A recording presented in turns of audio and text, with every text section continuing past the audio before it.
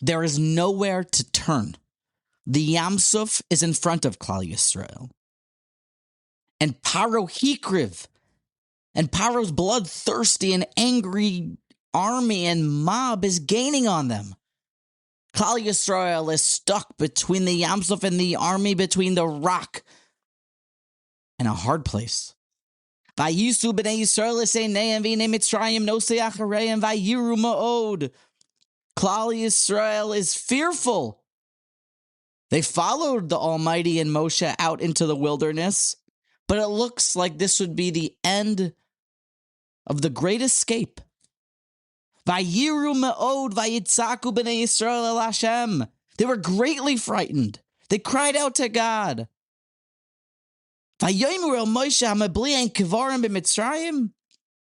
A bit of sarcasm. Klal Yisrael turns to their leader and says to Moshe, were there not enough grave sites? Were there not enough kivarim that we could all be buried in Egypt? That you had to bring us out here to die? Why'd you do this? What was the whole point of this drama, this epic? It's going to end. We're dead. There's no point. This is we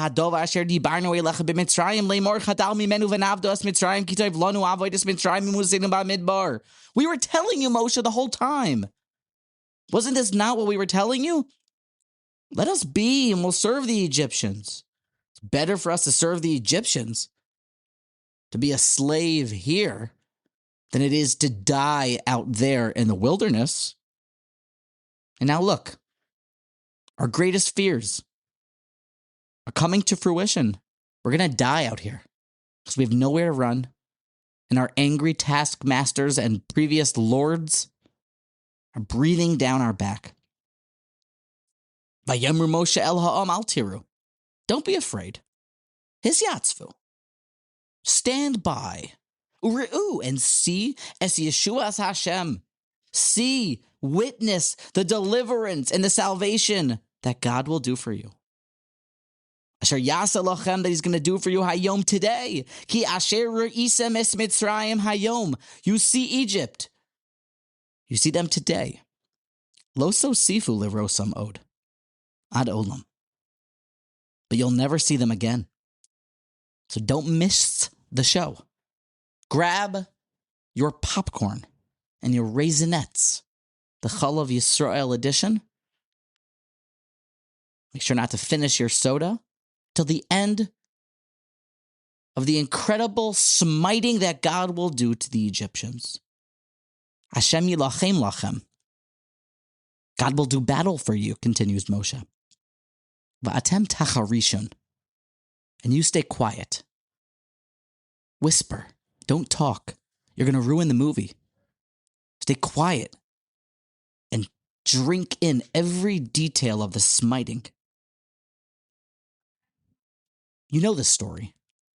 You know where this goes. You know what happens. But this week on the Weekly Parsha podcast, we're going to learn something new. A question that you and I should have asked, but we didn't. But we will be treated to an answer that will change our lives and how we deal with our struggles.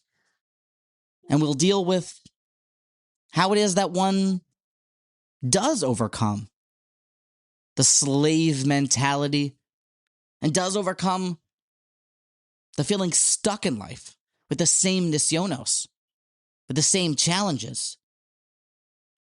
It all comes to us because the Ibn Ezra, the great medieval Rishon, the Ibn Ezra, asked the following powerful question. Hisyatzvu re'u es Yeshuas Hashem. When Moshe Rabbeinu said, stand still and be quiet and enjoy the show, watch the smiting of God upon your old Mitzri taskmasters. You're not going to do war. You don't need to fight. God's going to do it. Rak tiru. You just need to watch. Es Yeshuas Hashem, asher yasa lechem hayom. Yesh litmoa. The Ibn Ezra has a question. Yesh litmoa. There is to wonder, there is to ponder. Ich yore machane gadol shel sheish me'os elef ish meharoidvin achareim. How is it that a large camp is afraid? A camp that comprises 600,000 men, and they're all afraid of those who are pursuing them. Why don't they fight and stand up for their souls to try to save their lives, al b'neihem, and to stand up and try to save their children's lives? A very point-blank question from the Even Ezra. Let's unpack and savor the question. Every word is gold here. The Even Ezra doesn't understand why it is that Klal Yisrael just stood there complaining and wailing and hoping that God will do a miracle. Why don't they fight? He says the word litmoa. In Talmudic parlance, litmoa is a question above a v'im tomar or a v'kasha. A litmoa is a word that implies a powerful, pressing, and direct question that needs to be answered. And the question is, it's about their fear. Why are they afraid? How are they afraid? They shouldn't have been afraid. Their sheer numbers should have given them confidence. There's 600,000 men. And don't you know how many Egyptians have been slaughtered by this point, and how scrawny and weary Pharaoh's troops are?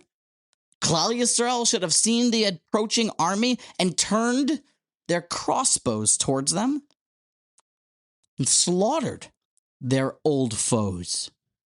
Why are they afraid? They have 600,000, quite the formidable number of troops. Secondly, the Even Ezra's words, the way he asks it, V'lama lo yilachamu al nafsham. Why don't they stand up for their lives? Stand up to save their lives. Al b'neihem, and on their children's lives.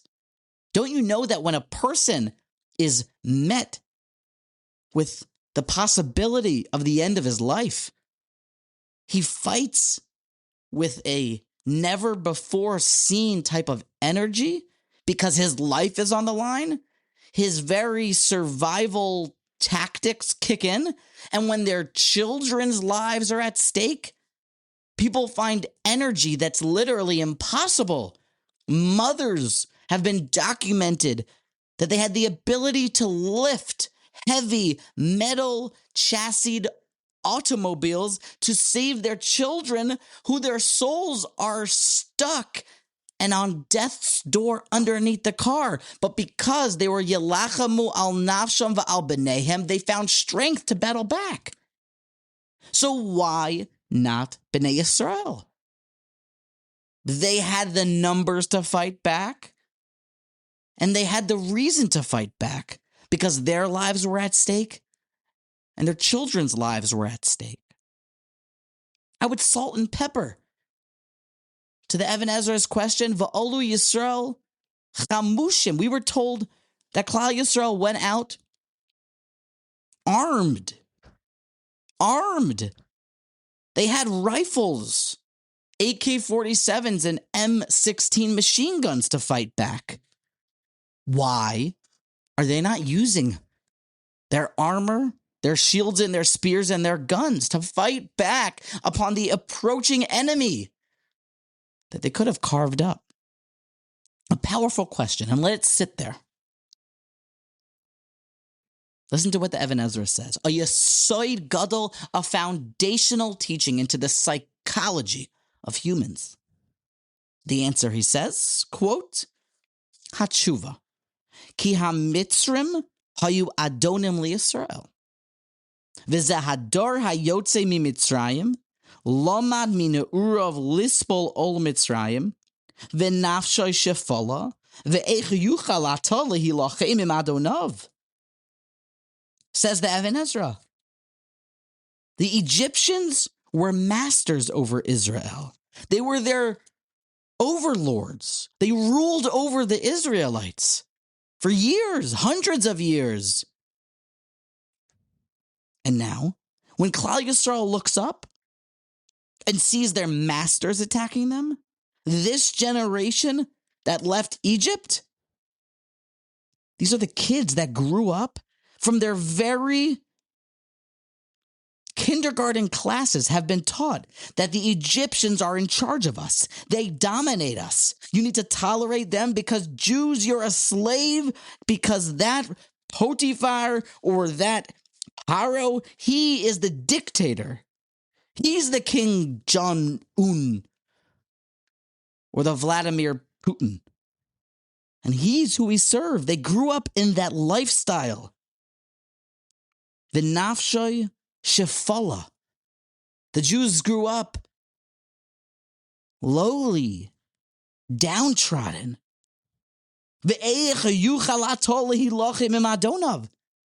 How could a lowly slave, a depressed lowlife, do war with his master?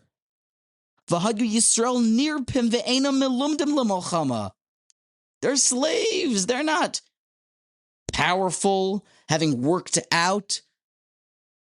They're not quick-minded in artillery and militia. They were waging war with their overlords, their masters. And these folks grew up learning to serve and to tolerate the Egyptians, and they lived a lowly lifestyle, the Israelites. How could they possibly wage war? They were weak. The Israelites were feeble, slack, unlearned in war. And for that reason, it never crossed their mind to wage war. Because their psychology, the way that they saw themselves as avodim, it never would cross their mind, even if they were larger in count and in numbers, to ever wage war, because they saw their masters, the man who whipped them just yesterday, now bloodthirsty running towards them. So their mouths dropped. Their confidence sank. The Ibn Ezra proves this fact. I'll prove it to you. Because he continues. Halo tira, ki amalek ba ba'am mu'at. We see that just in a couple psukim, Amalek will come forward with a very small kind of rebels in red coats shooting from behind the trees type of attack. A tiny nation Amalek was. And lulei tfilas Moshe hayacholesh es Yisrael. If not for Moshe's holding up of his hands and Aaron and Hur next to him, the Israelites would have been slaughtered by the tiny army. We see it was only a miracle that we escaped. But what does the Ibn Ezra prove? You see that Klal Yisrael was totally weak, unconfident, had no ability to fight. It took a miracle. So of course, they weren't going to turn towards their taskmasters who were rushing towards them and draw the sword. It was only Hashem who made a miracle against Amalek that saved them. And the same thing happened when we were going to cross over the Jordan to wage war against the 6 or 7 kingdoms, the Canaanim.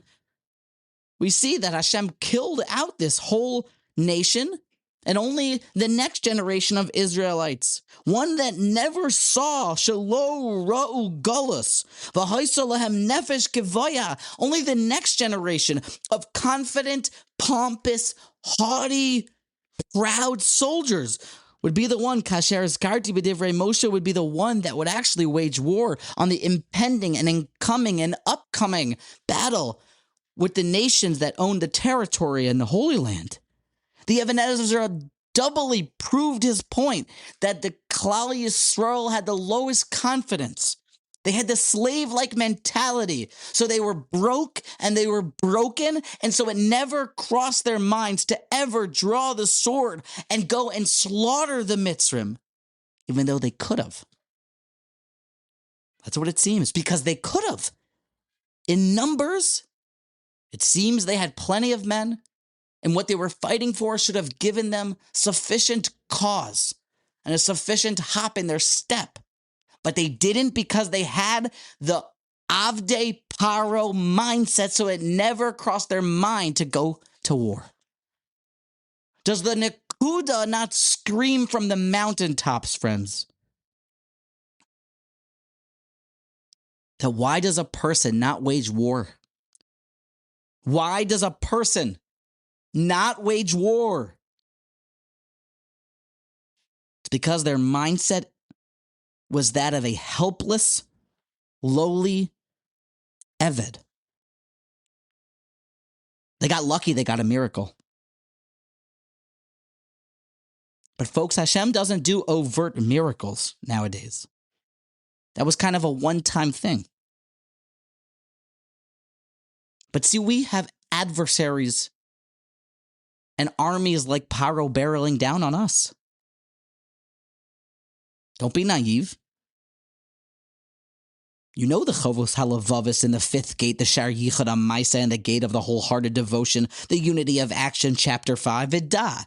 You know the golden words of Rabbeinu Bachya ibn Pekuda.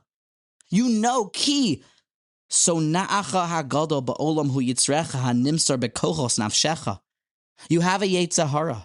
You have an adversary. You have an army of Paro barreling down on you. V'hama'uriv b'mezeg ruchecha. V'hamishtatev imcha b'hanhogas chushecha hagufniim v'aruchniim. Hamoshel besodos nafshecha utzofen libecha. Ba'al atzosecha bechol tenuosecha. The evil inclination is blended into the powers of your soul. The evil is mixed into the temperament of your spirit. The yetzer hara in you partners with you in the conduct of your physical and spiritual senses, who rules over the secrets of your soul and the hidden recesses of your heart. He is your advisor in all of your movements, who appears to you in the guise of a loyal comrade and counselor, and you're drawn to his will. And he does not sleep regarding you, yet you are asleep regarding him. He does not overlook you, yet you overlook the yetzer hara. In many ways, we have a war that needs to be waged.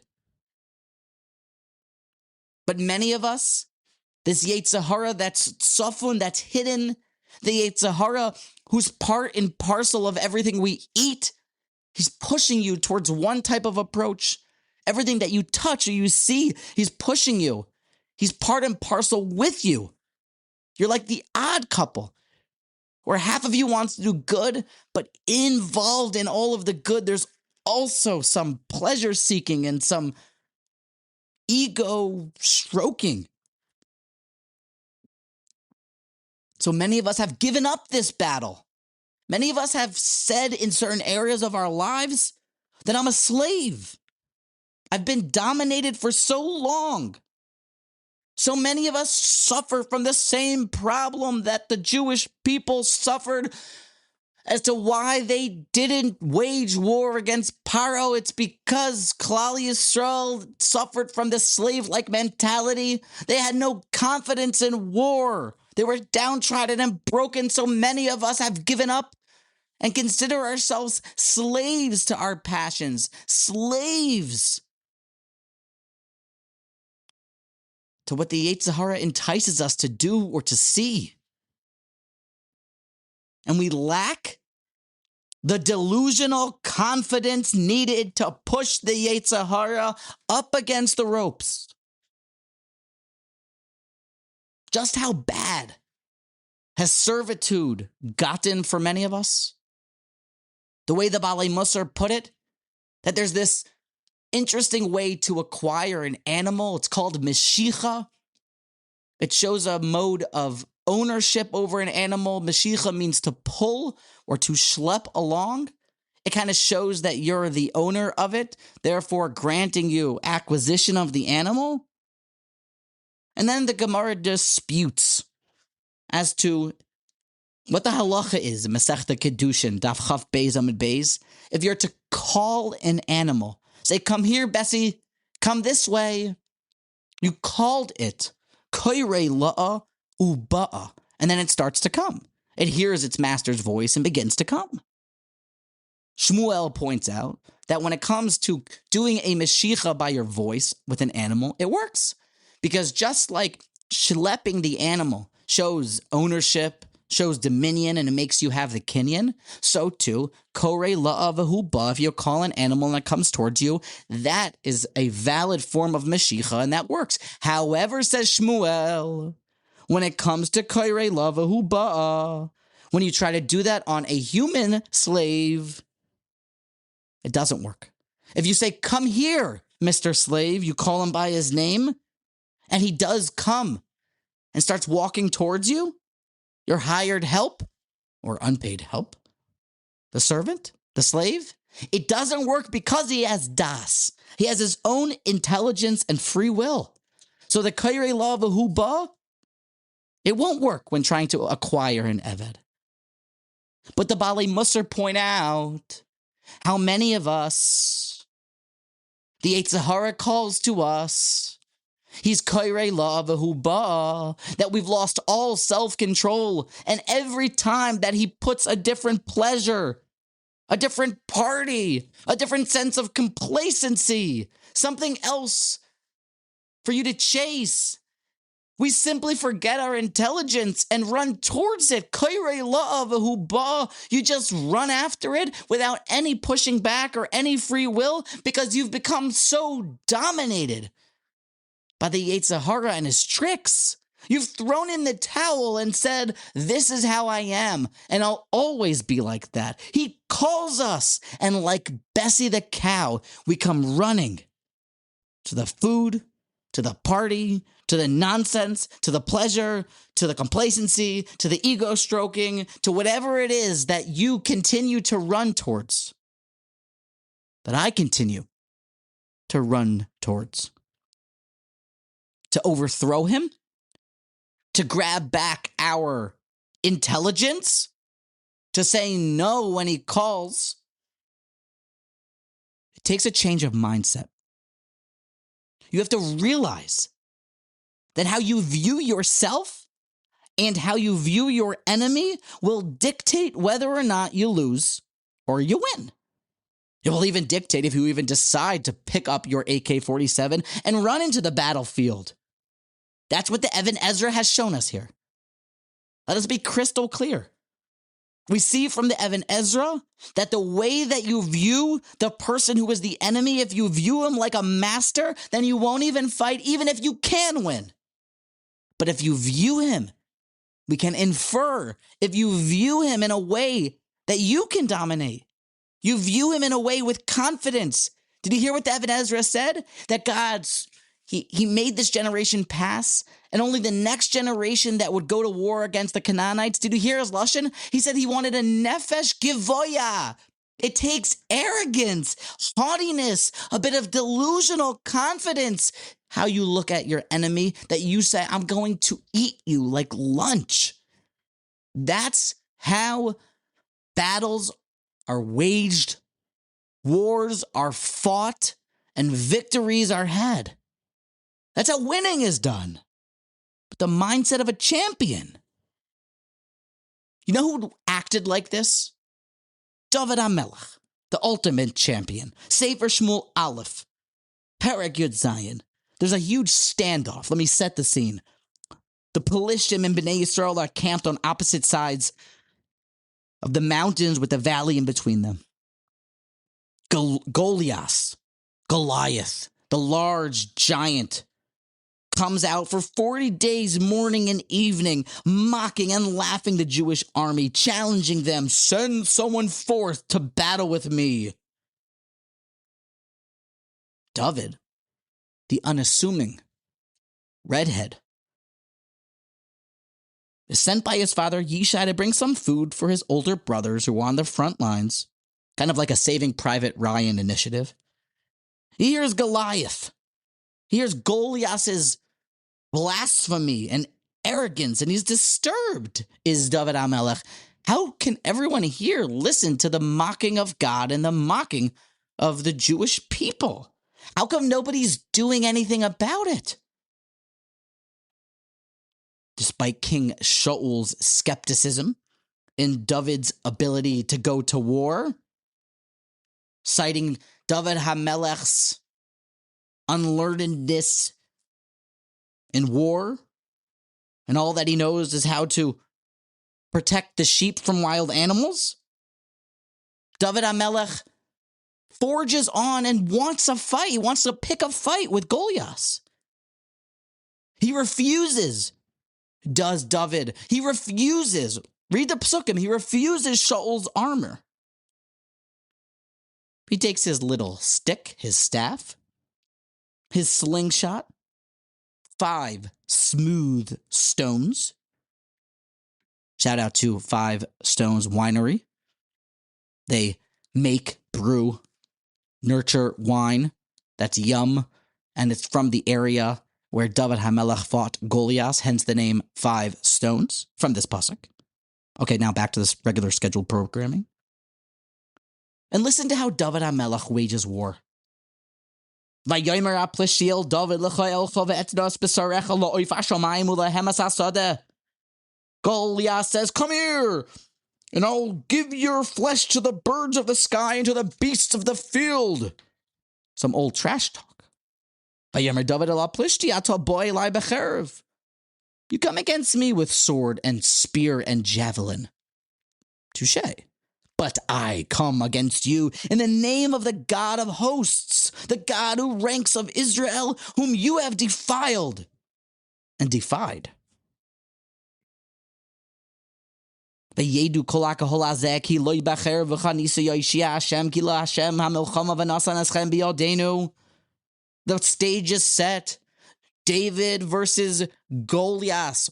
David versus Goliath and David versus Goliath. Vahoya ki kol HaPlishti. It is now ding, ding, ding. Round 1 has begun. The Philistine giant began to advance forth towards David. Vayelech vayikrav likras David. And drum roll, please, let us hear how David HaMelech attacks back. Vayimaher David vayoratz ha'ma'arochav likras HaPlishti. Does David HaMelech attack in a very feeble and unbecoming and patient and skeptical, unconfident, and downtrodden type of mode? No. Vayimaher David vayoratz. David quickly runs, he hurries, he scurries, he attacks with passion and with excitement and with confidence. And picture how small he is compared to Goliath. But yet he's running towards the Plishti. Vayishlach David es yodai el hakeli vayikach misham even vayikla vayachas haPlishti al mitzcho. David HaMelech sinks a stone into his forehead, kills the giant, and wins the war. David HaMelech won. David HaMelech always wins. But how did David fight? Did he fight like a coward?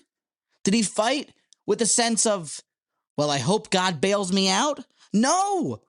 He runs. Vayoratz. That was the word. Vayimaher David vayoratz. That's how we should fight. That's how winning is done. When you run forward with confidence, with a bit of pompousness. I nefesh givoya. I can do this. I got this. So many people try to raise Jewish families and they're protecting from everything and scared of everything, and everything is ruined in America's so involved in terrible things, and they try to block out everything and bar up the windows. I don't know if that's how you build a healthy, happy Jewish family. But you know what probably does work? Is when you show the kid and show everyone else how you're involved in your milchamas hayetzer in a very confident and happy way. You're proud of yourself. You push forward into your Torah study. You run forward and don't just stay back as a coward, but you initiate programs and you graph and you track and you study and you host Shabbos meals and bake-a-thons and fundraisers. An energetic running forward type of milchamas hayetzer is what wins. And a very passive, unhopeful type of milchama where you view everything as your master, it shackles you. It really keeps you totally off the hook because you say, I never had a chance. But it's not true. You knew you had a chance. You know you still have a chance. It just takes the rewiring of your brain, the confidence that you still have a shot. You still have breath in your lungs, and if Hashem gave you a certain challenge that you keep falling in, it's because God knows that you can prevail. God knows that with enough effort, you can prove victorious. But too many of us think that we've lost it. We have no hope. We hand in the scorecard and say it's over, and that's wrong. It's not over. We just need to get the slave-like mentality, the calling ourselves, the dubbing of ourselves as victims out of our head. You're not a victim. You need to take a deep breath and figure out what needs to be done. Break it down, day by day, slowly, with setbacks, real setbacks, with real pain, but with a bit of discipline and energy and enthusiasm, step by step, you'll get there. And as long as you never stop trying, you will always get there. Because the milchama and the waging of war is what God truly wants. He doesn't want yish. He doesn't want you just to look up into the heavens and say, God, help me. He wants you to run towards the monster with a nefesh gevaya, but not with a mode of broken and broke slavery. This is the insight from the Even Ezra. That to win a milchama and to even begin to launch your war, how you view your enemy and how you view yourself will be whether or not you win or lose. Keep the slave mentality and stay broke and stay broken. But cultivate a confidence and an arrogance of that of the mindset of victory like David HaMelech, like that of a very Jew on the front lines who's excited to fight the battle of Hashem. When you fight back like that, when you wage war with that mentality, with a victor's mentality, when you wage war like David HaMelech, and with a nefesh gevoa, it works out. You get Hashem's help, and you win, and you prove victorious. It just matters how you view your foe and how you view yourself. You're not a victim, and you're not a slave.